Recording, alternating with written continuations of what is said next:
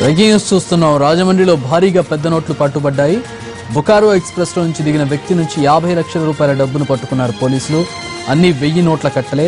చెన్నై నుంచి మాల్యాంగన్ అనే వ్యక్తి ఈ డబ్బు కట్టలతో పట్టుబడ్డాడు. చెన్నై నుంచి తమ యజమాని రాజమండ్రిలో ఉన్న ఓ వ్యక్తికి ఇవ్వాల్సిందిగా ఈ డబ్బును పంపాడని చెబుతున్నాడు నిందితుడు. దీనికి సంబంధించి పూర్తి వివరాలు మా ప్రతినిధి శ్రీనివాస్ నాయుడు తెలుస్తున్నాం. శ్రీనివాస్, రాజమండ్రిలో ఎవరికి అందించబోతున్నారు? వ్యక్తి వివరాలు ఏమన్నా తెలిసాయా? మొత్తం 1000 నోట్లు ఉన్నట్టుగా తెలుస్తోంది. వివరాలేంటి?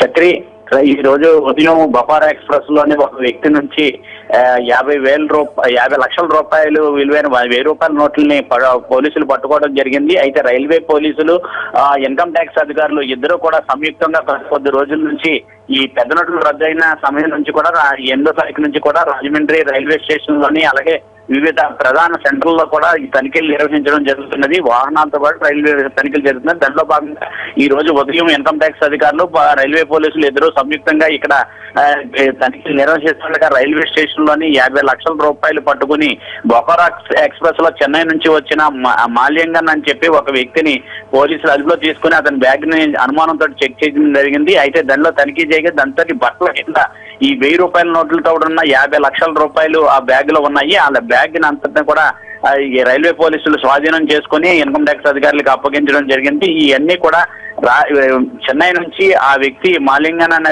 ఒక వ్యక్తి తన యజమాని ఈ నోట్లతో తన రాజమండ్రిలో మరొక వ్యక్తికి ఇమ్మని చెప్పేసి తను పంపించడం జరిగిందని చెప్పేసి అతను చెప్పడం జరుగుతున్నది. అయితే దీనికి సంబంధించి తన దగ్గర ఎటువంటి ఆధారాలు, ఇన్కమ్ ట్యాక్స్ సంబంధించిన రికార్డులు కానీ అసలు ఈ డబ్బులకు సంబంధించిన ఎటువంటి రికార్డులు కానీ తన దగ్గర లేకపోవడంతో వాళ్ళని అతన్ని రైల్వే పోలీసులు అదుపులో తీసుకోవడం జరిగింది. అయితే దీంతో ఇది ఎందుకు తీసుకొచ్చి ఇంత పెద్ద అమౌంట్ ఇక్కడ తీసుకురావాల్సిన అవసరం ఏమొచ్చిందని చెప్పి రైల్వే పోలీసులు ప్రశ్నించడం కూడా జరిగింది. అయినప్పటికీ కూడా అతను మట్టికి తన యజమాని ఇమ్మంటే ఒకళ్ళు రాజమండ్రిలో ఇవ్వడానికి తీసుకుని వచ్చానని నేను చెప్తున్నాడు. అయితే అతను ఎవరు ఏంటి అనేది మట్టికి అది వివరాలు మట్టికి ఇంకా వెల్లడించలేదు. అయితే ఈ రైల్వే పోలీసులు దీని మీద విచారణ చేపట్టడం జరుగుతున్నది. అలాగే ఇన్కమ్ ట్యాక్స్ అధికారులు కూడా దీన్ని ఈ నగదును అంతటిని కూడా స్వాధీనం చేసుకుని దాని మీద విచారణ కొనసాగిస్తున్నారు. రాజమండ్రిలో ఎవరు వ్యక్తికి ఈ డబ్బు ఇవ్వదలుచుకున్నాడు, ఇది ఏమన్నా నగదు మార్పిడికి సంబంధించి అంటే గత రాత్రి నుంచి కూడా మొత్తం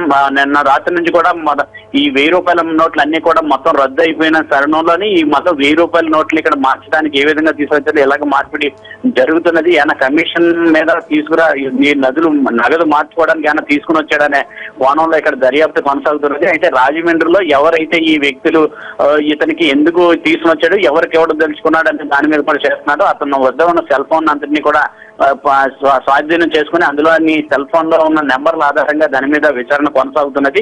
అయితే ఇది చెన్నైకి సంబంధించిన వ్యక్తికి సంబంధించిన ఈ డబ్బులుగా చెప్తున్నారు. అయితే అతని యజమాని పేరును కూడా ఈ దొరికిన మాల్యాంగన్ అనే వ్యక్తి మట్టికి యజమాని పేరు కూడా వెల్లడించడానికి నిరాకరిస్తున్నాడు. అతను దీంతో పోలీసులు మట్టికి అతన్ని అదుపులో తీసుకుని దాన్ని విచారించడం జరుగుతున్నది. ఇతని వ్యక్తి ఎటువంటి ఆధారాలు చూపకపోవడం కారణంగా అతన్ని అరెస్ట్ చేస్తున్నామని చెప్పేసి రైల్వే పోలీసులు చెప్పడం కూడా జరిగింది. అయితే ఇతని నుంచి దీని మీద పూర్తి స్థాయి విచారణ చేపట్టి మిగతా వ్యక్తులను కూడా ఎవరైతే ఉన్నారో వాళ్ళని కూడా అదుపులో తీసుకుంటామని చెప్పేసి రైల్వే పోలీసులు అయితే చెప్పడం జరుగుతుంది. శ్రీనివాస్, అతడు డెస్టినేషన్ రాజమండ్రిలో ఆ నోట్లను అప్పగించడానికి వచ్చాడు. అవి కూడా 50 లక్షల రూపాయలు. అంటే 50 లక్షల రూపాయలు ఇచ్చి, అంటే ఒకవేళ అవి గనక నోట్ల మార్పిడి కోసం వచ్చినట్లయితే గనక ఎంతో కొంత మొత్తంలో 50 లక్షలు ఇచ్చేసి దానికి సరిపడా ఎంత అయితే వైట్ అమౌంట్ వస్తుంది, అంటే కొత్త నోట్లు 2000 రూపాయల నోట్లు తీసుకెళ్ళడానికి అతను ఇక్కడికి వచ్చాడు. అంటే ఏ స్థాయిలో రాజమండ్రిలో ఈ నోట్లకు సంబంధించిన మార్పిళ్లు జరుగుతున్నాయి అనేది అర్థం చేసుకోవచ్చు. దాని మీద పోలీసులు ఏమైనా దృష్టి సారించుతున్నారా?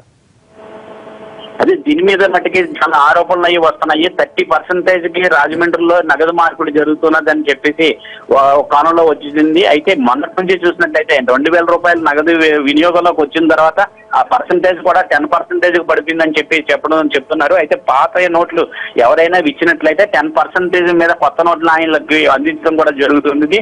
ఆ లెక్కింపులో కానీ లేకపోతే ఎవరైనా గతంలో ఇచ్చినట్టు 10% నుంచి 30% మనకు కమిషన్ మీద ఇవన్నీ కూడా జరుగుతున్నట్లుగా ఇక్కడ ఆరోపణలు ఉన్నాయి. ఆ కోణంలో కూడా రైల్వే పోలీసు దీని మీద విచారణ చేయడం జరిగింది. మొత్తం అన్ని కూడా ఇప్పుడు తీసుకొచ్చిన మాల్యాంగన్ బొకారో ఎక్స్ప్రెస్ లో దిగిన తర్వాత అవి పట్టుకొని చూస్తే మొత్తం అన్ని కూడా 1000 రూపాయల నోట్లే, పాత 1000 రూపాయల నోట్లు ఇవన్నీ ఉండడం తోటి అవన్నీ కూడా 50 లక్షల రూపాయలు ఉన్నాయి. ఈ లెక్కగా చూసుకున్నట్లయితే 10 నుంచి 10% నుంచి 30% వరకు కమిషన్ పద్ధతి మీద ఆయన ఇక్కడ మార్చుకుంటానికి వచ్చినట్టుగా తెలుస్తున్నది.